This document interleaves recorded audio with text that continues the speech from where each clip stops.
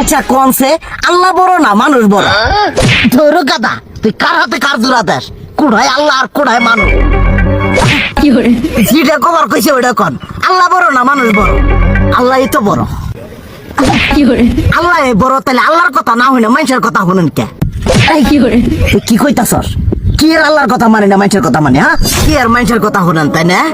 আমনে যে ওই দিনকে ডায়াবেটিসের রোগ নিয়ে যে হাসপাতালে গেলেন, ডাক্তার আপনারা কত কিছু খাবার না করলো, সব কিছু না খাই এখন চলতেছেন।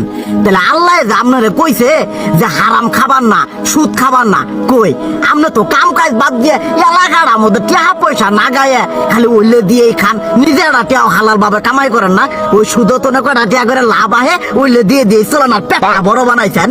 শুনেন একটা কথা কই, হারামের কোনোদিন আরাম নাই।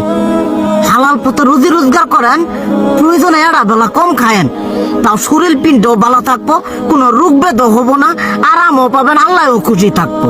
তুই আমার এইভাবে বুঝাবি আগে কইলি না কে? আসলে এই বিষয়টা তো আমি কখনো মাথায় এইভাবে নিইনি যে আমাদের কখনো ডাক্তার নিষেধ করলে ঠিকই আমরা নিষেধ মানি, কিন্তু উপর আল্লাহ যে কত কিছু নিষেধ করে দিয়ে সেটা মানি না। আর এই যে হারাম পথে টিয়া পয়সা কামাই করতেছেন, শরীরের মধ্যে দুনিয়া রোগ ব্যাধ হয়েছে, দেখা যাইতেছে যা টিয়া হারাম পথে কামাই করতেছেন তার তো বেশি টিয়া মনে করেন জ্বলেই যাইতেছে গা বেশি। আজকের পর থেকে আমি আর এই হারাম সুদ খামো না, আমি হালাল পথে চলবো, হালাল টাকা পয়সা ইনকাম করবো। এতে করে যদি একবেলা কমও খাইতে হয় তবুও খামো, তবু আমি আর এই হারাম পথে চলবো না। আচ্ছা ঠিক আছে।